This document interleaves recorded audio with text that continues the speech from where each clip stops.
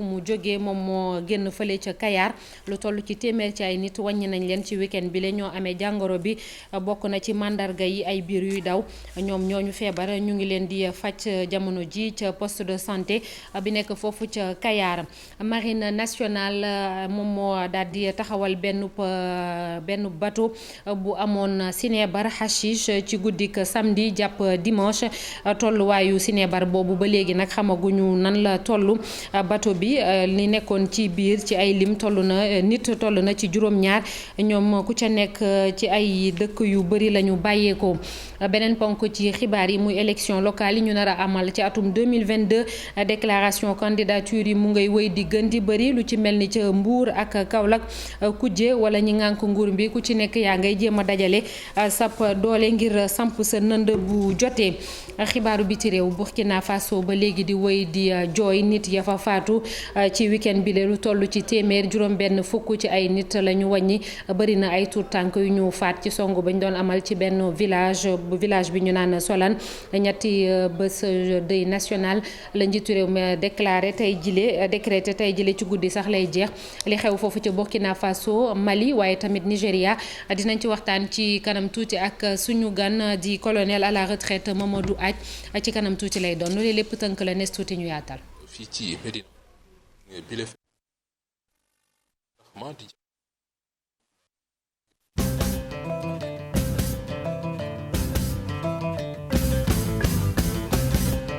ginnaaw bañ leen ziyaare ba noppi xibaar yi dañ koy doore ak accident bi am barki démb fële ca yoonu Kaolack ba juróomi nit yu bokk benn famille ñàkk ci seenu bakken ci yoonu Kër Madiabel samedi bi weesu la am li ko waral nag mooy ab benn oto bu 7 places ak benn oto particulier ñoom ñoo mbëkkante naqar ak tiis ba léegi ca diwaan boobule du ñàkk Ibrahima Jàmme dinañ ànd ak moom ci yeneen jotaayu xibaar ci njabootu ñi ñàkk seen bakken ci accident bu métti boobule fii ci wala boog ci région bu Thiès fële ca Kayar benn jàngoro bu kenn xamul fu mu jógee moom moo fa feeñ dal lu toll ci téeméer ci ay nit jamono ji bokk na ci mandarga jàngoro boobule biir buy daw ñoom ñi mu dal ñu nga ca poste de santé ba ñuy jéem a xool seenu wér-gi-yaram daanaka ña fay liggéey muy waa kër docteur ñoom ñëpp taxaw nañu ngir xam jàngoro boobule lu ko wundu reportage Cheikh Anta Diop say laaj. fii ci Kayar feebar bu ñu xamul fu mu jógee moo tàbbi ci dëkk bi ba tax ñu ci bëri nag seen biir yi di daw ñu yóbbu leen ci poste de santé bu Kayar ngir saytu nag feebar bi leen dal jamono yi nag service d'hygiène régional bu Thiès lëkkaloo ak district sanitaire dikk nañ fii ci Kayar ngir saytu nag feebar bi li ko waral maire dëkk bi di Alioune Ndoye gis ne nag lu toll ci téeméeri nit recensé nañ ko ci week-end bi ñu nemmeeku ñi nga xamante ne am nañu jàngoro ji ñii ay nappkat lañ ak ñi nga xamante ne ñi ngi woon ci gargot yi nga xamante ne mi ngi ci boori quai de pêche bi waaye nag def nañu ay prélèvement yóbbu ko ci institut Pasteur waaye ba léegi xamaguñu doomu jàngoro ji ñenn ci askan wi nag di joxoñu baaraamu tuuma seen li ndox mi waaye ki nga xamante ne moom mooy secrétaire général bu Asifor bu Kayar di Souley Sow ne nag loolu amul ndaxte dëkk yu bëri yi nga xamante ne forage bi mi ngi leen di ndàndal fii ci Kayar di kër Abdou Ndoye Njoxob jàpp Mbaawaan daanaka feebar bi dugg fa te ndox maa ngi fay walwal yi ak juróom benn dëkk yi nga xamante ne mi ngi jandeer feebar bi duggul foofu it capitaine Idrissa Ndiaye di chef régional d'hygiène bu Thiès ne nag jël nañu seeni matukaay ba lépp lu ci war ci cet wattu feebar bi def nañu ko waaye nag jamono yi ñi ngi def seen kéemtulaay kàttan faagaagal doomu jàngoro ji ba du law fii ci Kayar. wérgi yaram ba léegi ak mbas mi fii ci réew bu Sénégal bilan bu mujj bi ministère de la santé génne ñu ngi ñuy xamle ni am na fanweeri nit ak ñett yu amee jàngoro boobule ci lu ëpp junni ak ñetti téeméer ci ay test yu ñu def am na ñaari nit yu ci ñàkk seen bakken ñi sonn loolu ba nekk Sowétas nag ñu ne toll nañu ci juróoma. ci xibaar yi ba léegi directeur bu bees bu kaso bi di camp pénal teg nañ ko ci ab siisam tey jële ci suba moom inspecteur Oumar Diop wutu ca place boobule Baye Ale Konté mi ñu fa jëlee ginnaaw ba Baye Modou Fall ñu gën ko xamee ci Boy Djiné rëcce woon ci kaso bu camp pénal boobule. ci guddik samedi jàpp dimanche marine nationale bu Sénégal dafa taxawal benn bateau bi mu nga yeboon hashish xeetub sinébar la waaye ba léegi waxuñu naka la tollu marine nationale def liggéey bu am solo boobule ànd ci ak armée de l'air bu ñu sukkandikoo ci direction information relations publiques bu armée di DIRPA ñu ngi taxawal bateau boobule lu toll ci téeméer ak ñeent fukki kilomètres ci côte Ndakaaru yi ci biir bateau ba nag bañ fa duggee fekk nañ fa benn personnel maanaam équipage bi ña fa nekkoon ñu ngi toll ci juróom-ñaar ñeent ñi ay indien lañu kenn ki ab mauritanien keneen ki ab syrien ka ca des di ab libyen kon mu nekk ay nit yu bokkul fa ñu cosaano ñoom ñëpp nag jamono ji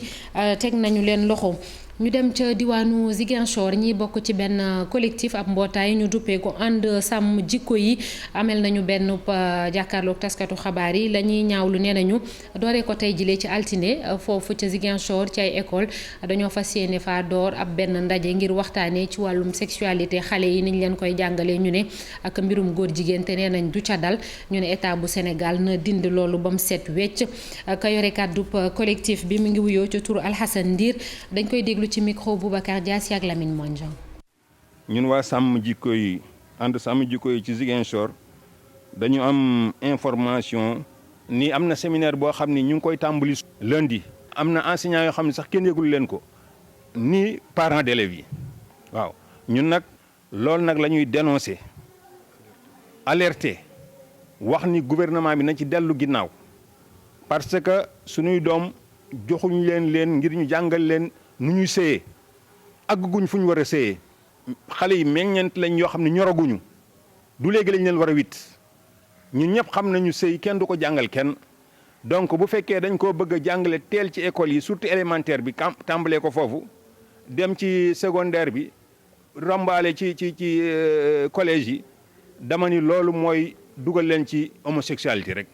problème bi yëpp loolu la loolu nag la ñuy dénoncer tey jii wax enseignants yi ni leen waru leen ko nangu ay sénégalais ngeen ay patriotes ngeen waru leen nangu luy yàq seen jeunesse luy yàq seen avenir ëllëg parce que xale yi ñoo avenir ëllëg duñ ko nangu nag biñ leen di jox suñuy doom pour éduquer la jàngal leen jox leen xam-xam yar leen. jigéen yi nekk ci kaw ga ñu bëri nag dañoo gis ni dañ leen a war a jàppale bu baax a baax rawatina ci wàllum financement ngir ñaare ndóol gi ñuy faral di dund ñu mën caa génn lu ci mel ni ay këru leblekaay xaalis wala collectivité territoriales yi dañ leen woo ñu jàppale soxna yooyu le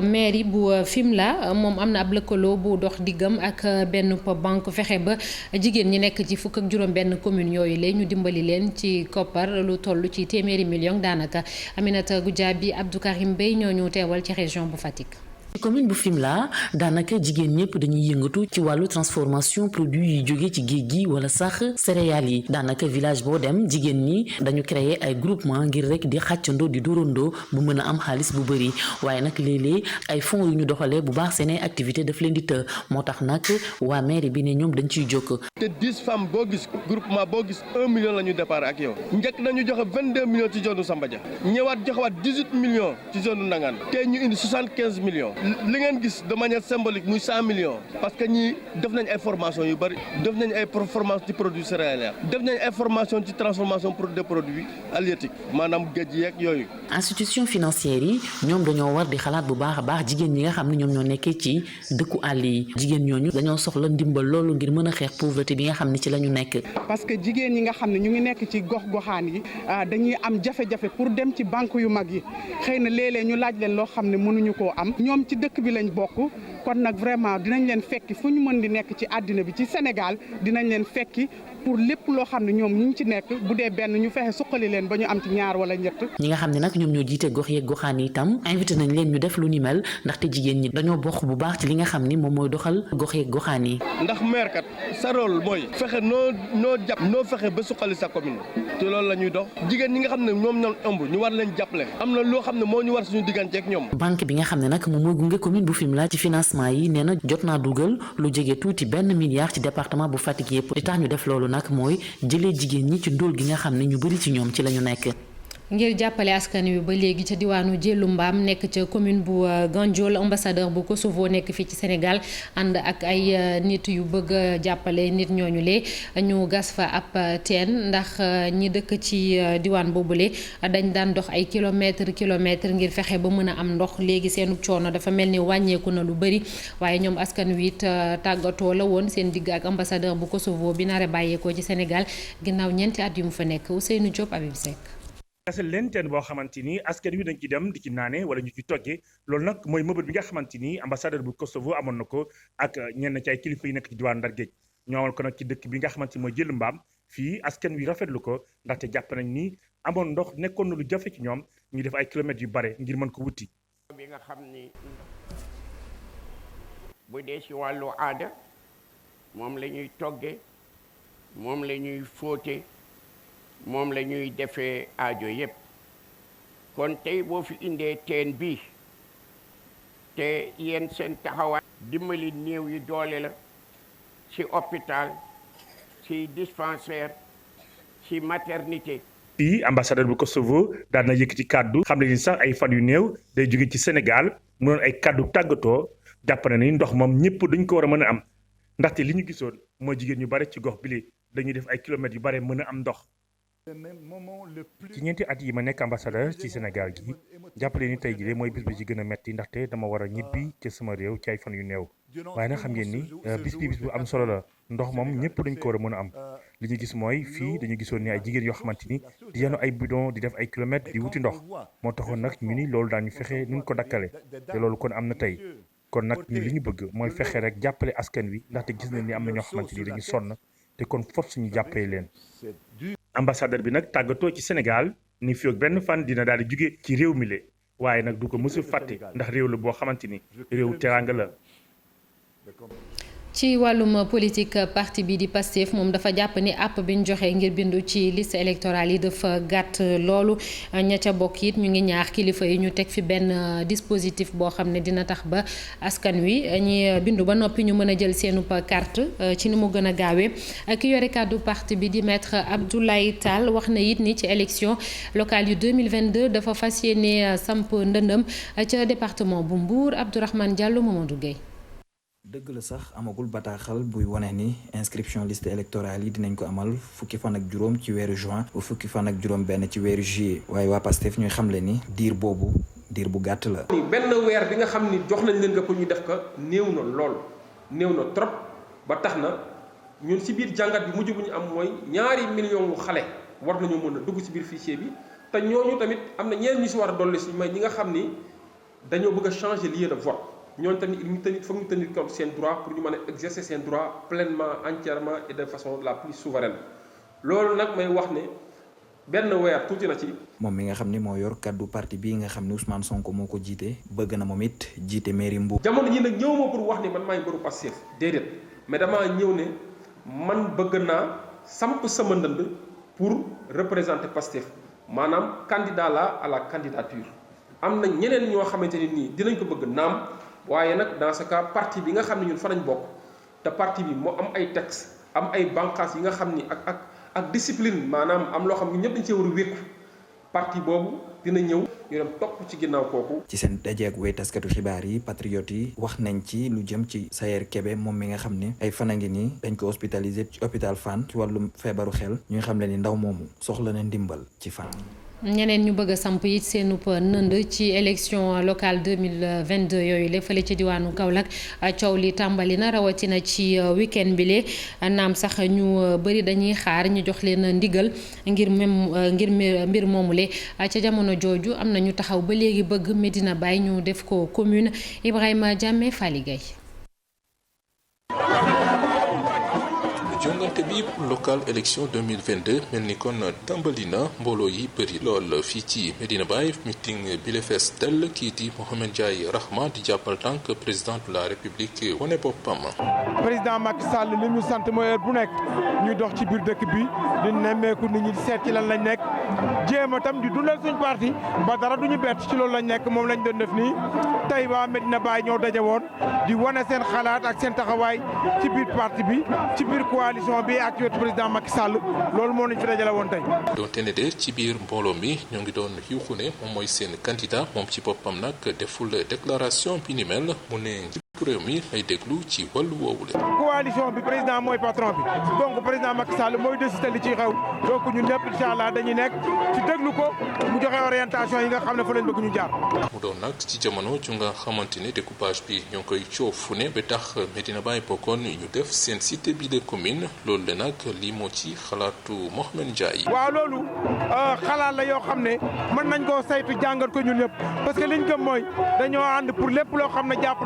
nañ ne moo baax rek danañ ko utiliser xam nga loolu ay borom xam-xam ñoo koy saytu incha allah danañ ko saytu buñ gisee ne lu war a am la rek am benn problème incha allah. juróom ñetti weer rek des nag ci élection locale yi ñu dégmal ku ne tàmbali di wane boppam bu fekkee ni nag ñii déclaré wuñu seen candidature din sàmmonteeg waxu président de la république am na ñu nga xam ni xaaruñu li ni mel ndax samp nañ seen ndënd ba noppi.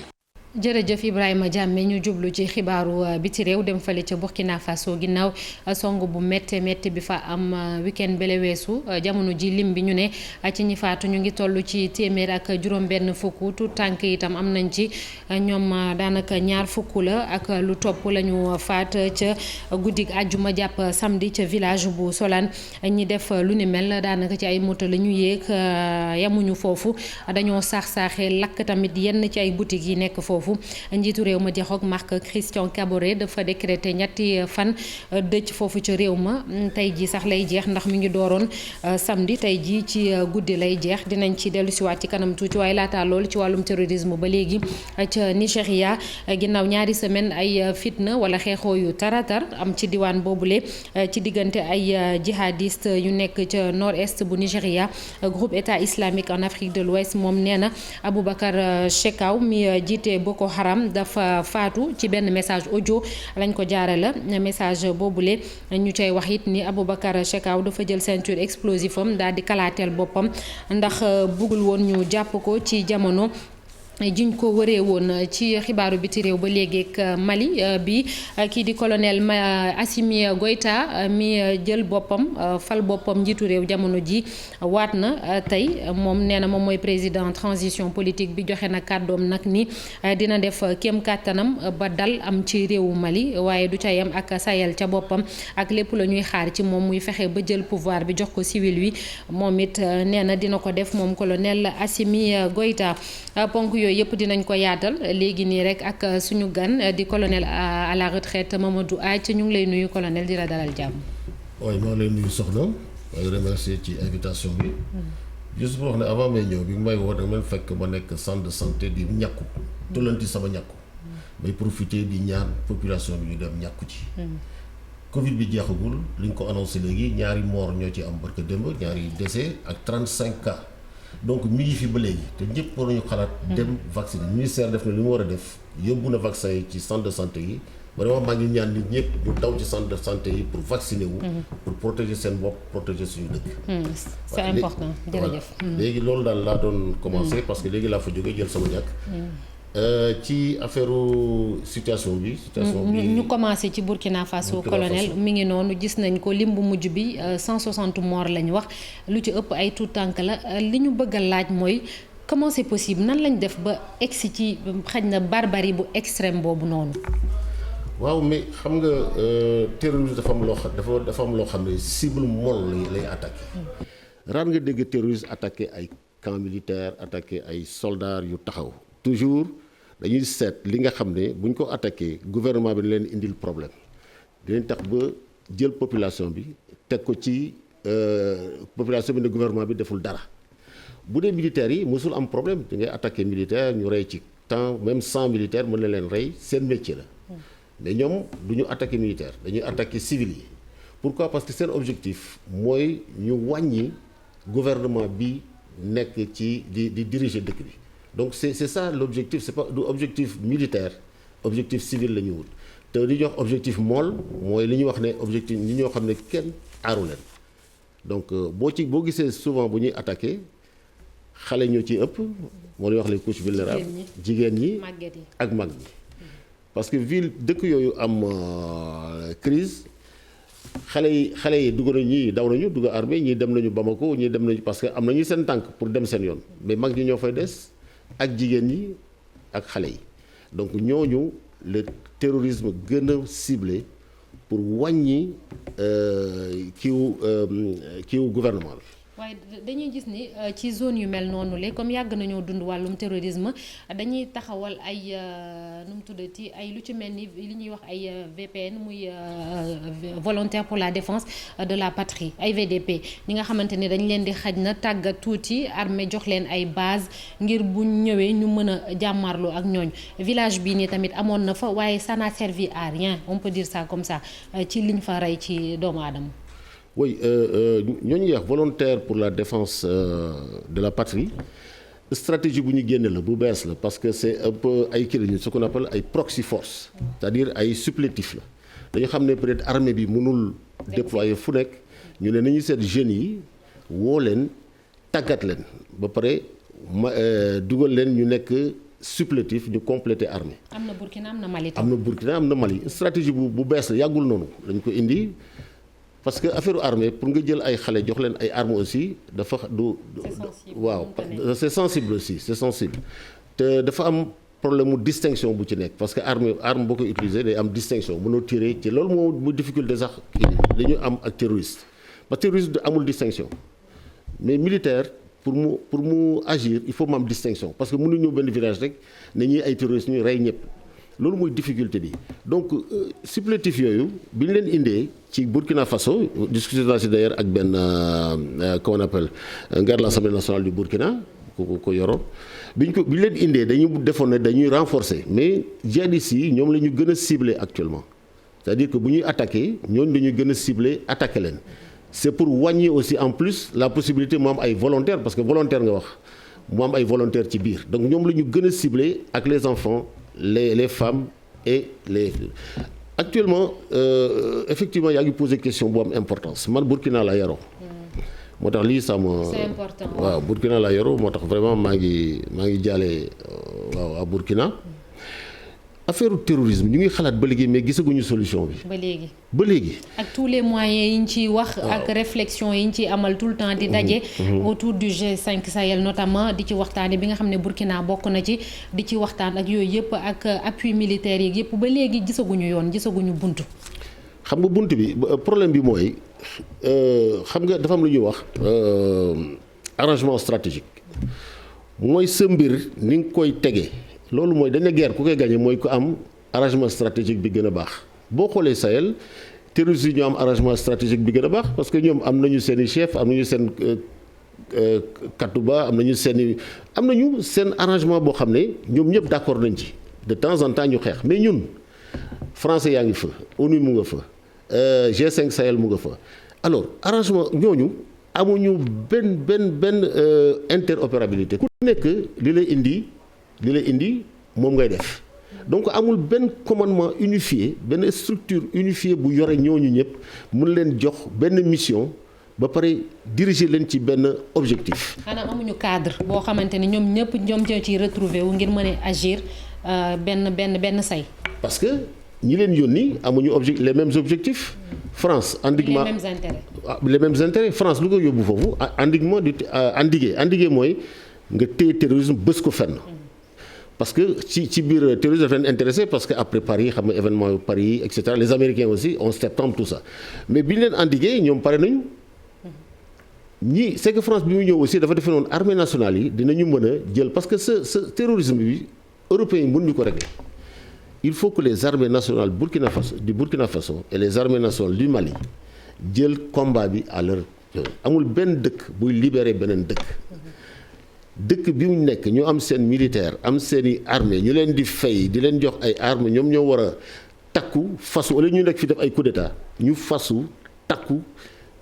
africains yi dimbali leen ñu mën a éradiquer ñu mën a xeex ak terrorisme. justement colonel ngir wax ci coup d'état yi wax nga ko Mali xam nga ni waa France li tax ñu suspendre jamono ji opération yi ñu doon àndandoo di def ak waa Mali mooy situation ba fa am jamono ji looloo tax ñu génn États-Unis tamit am na sanction yu ñu jël tamit fin mai ci wàll woowu ndax nekkul loolu tamit moom moo indi situation bi parce que ça a été fait le jeudi. ajuma ci guddi lii tamit am te loolu tam terroristes yi xañ na dañ naan loolu néewal doole sur le terrain la les pays les armées donc ñoom am nañu pour ndollu bu ñu jaar tamit. dama posé question bi ko France waxee dama demee France pourquoi mu koy déclarer parce que boo ko déclarer terroristes yi dañu am lecture stratégique aussi dañu naan mais ñii amatuñu ku leen jàppale. donc c'était l'objectif visé tamit mën na am loolu tam lañ ci jublu ngir Mali xam ne liñ leen wax maanaam ñu dellu si waat à une situation constitutionnelle buñ ko defulee tamit leneen loolee li ci fekk Burkina mën na leen cee fekk ñoom. genre alerte. mais bul fàtte ne tubaab yi doyal nañu ci Mali tubaab ñu ngi wut porte de sortie depuis porte de sortie parce que armée boo ko yóbboo à l'étranger il faut nga wax population bi parce que on dit général moo ko doon wax public opinion wins war opinion publique mooy gagner guerre mais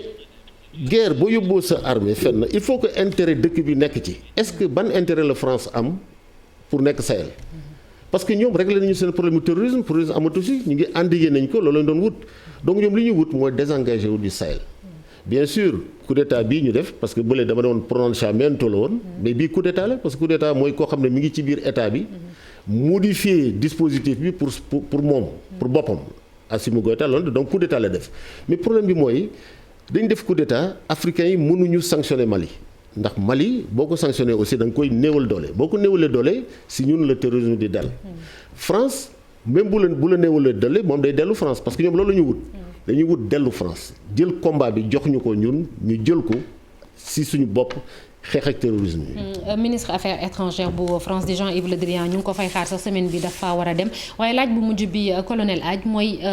li nga xamante ni ñoom mooy mbootaay yi nekk fii Afrique ñoom lan moo war a nekk seen taxawaay lan moo war a nekk seen i action ngir mën a xeex terrorisme boobu li xew Burkina bañ a xewaat ndax 2015 ba léegi ba leen terrorisme sonalee daanaka amuñu attaque bu gën a méttee nii. waaw déployé nañ fa li ñuy wax l'African Standby Force la force africaine mais force yooyu xam nga ñu bari ñu ngi discuter parce que bu amee crise première décision bi ñu jël mooy yóbbu militaire yi donc moom la ñuy wax mettre face ci kanamu xeexkat yi ñu indil leen lu leen téye loolu mooy rôle militaire phase boobu la ñu commencé mais deuxième phase bi defuñu ko deuxième phase bi mooy négociation. Deuxième phase, c'est la négociation. Je crois qu'il faut que ñu comprendre que ñu affaiblir djihadistes yi il faut ñu essayer seet ci seen biir ñan la ñu mën a defanteel déjà génne leen ensuite il faut que africains yi am aussi une sorte d'interopérabilité parce que ñun tamit même ñun en Afrique d'accord ñu ci xeex bi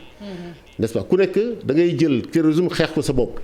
terrorisme c'est comme Covid kenn mënu ko xeex sa bopp da nga koy xeex ñëpp àndandoo xeex ko. ensuite li ñu bëgg a def mooy renforcer action militaire par action civilo-militaire mooy dañ ne problème bi mooy nit ñi kenn toppatoowu leen amuñu ndox amuñu lu ñu lekk et cetera loolu dafa war a ñëw. mais loolu c'est de la logistique yan pays africain moo am capacité logistique pour dem. aider ñooñu. faaw ñu ànd daal ñun ñëpp mu ngir mën a def loolu. faaw ñu ànd ñun ñëpp. d'accord ba pare am aussi toujours suñu problème mooy toujours unicité de commandement. d'accord. condition guerre. unicité de commandement daf ci bokk ak interopérabilité unicité de commandement mooy kenn mooy commandé. d'accord. interopérabilité mooy ñoom ñëpp dañuy ànd yor même matériel. di dawal même équipement am même stratégie di wut même objectif objectif di wut li ñu wut ñu bokk ko.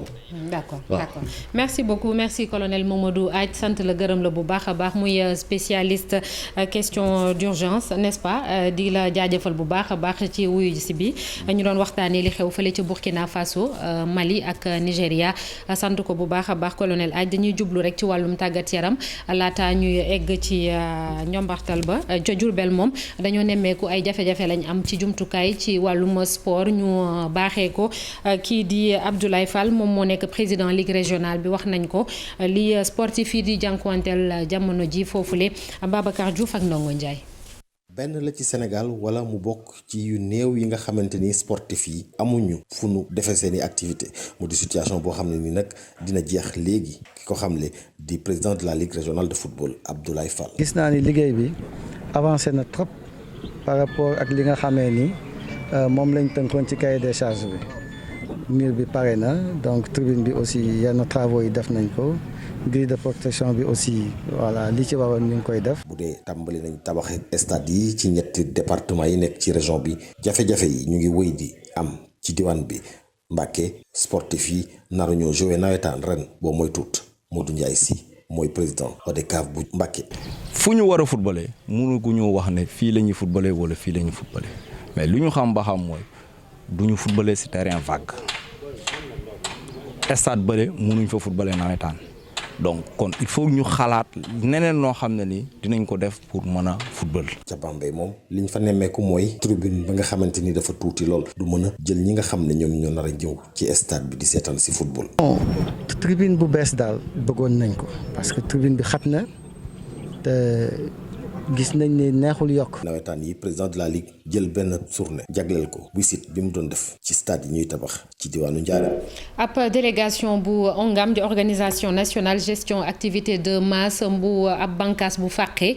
ci ONCAV demoon na fële ca Kaolack ngir waxtaan ak structure am yi nekk foofule ki ko jiite di Ousmane Yane Thiam moom li mu jàpp mooy Abdoulaye Sow nekk ministre de l'urbanisme nekk it président football amateur vice-président bu fédération sénégalaise de football loolee mu yenu ci bopp bi dafa bëri lool faaw mooy wàcce ci yenn yi moom Ousmane Yane Thiam la ñuy déglu ci micro Ibrahima Diamé Fally Gueye ca Kaolack. li wér te wóor mooy nit mënta nekk fii ministre de la république ak fi réew mu toll ak objectif yi président de la république Macky Sall bëgg yóbbu fi mu bëgg yóbbu réew mi mu woo ci 15 millions de sénégalais yi ne ci réew mi mu woo ci 30 nangam. yow nga bokk ci ñooñu ñu woo ñu jox la mission bu mel ni urbanisme nag nga xam ne moo bokk na ci mission yi gën a jafe nga yor ko nga ne da ngaa bëgg toppatoo footballu Sénégal loolu waxi caaxaan la dañuy waxante dëgg rek foog ñuy waxante dëgg loolu moom mënta nekk. xëy na nag biñ koy fal boobu président la woon te mandat baa ngi doon jeex mais yaakaar naa ne ak am naa yaqin ne gëm naa ne bu ñu yeggee ca assemblée générale élective ba. bu ñu nee candidat ligue amateur Ablaye Sow du yëkkati loxoom parce que maa ngi koy ñaanal mission am fii ak boobu déjà mu continuer nekk ministre gis naa ne tam ma ngay xëccoo ji mairie fu mu dëkk ñu ñaanal ko ci projet am yooyu waaye football bi na ko bàyyeeg ñi nga xam ne am nañu jotu nekk ci football bi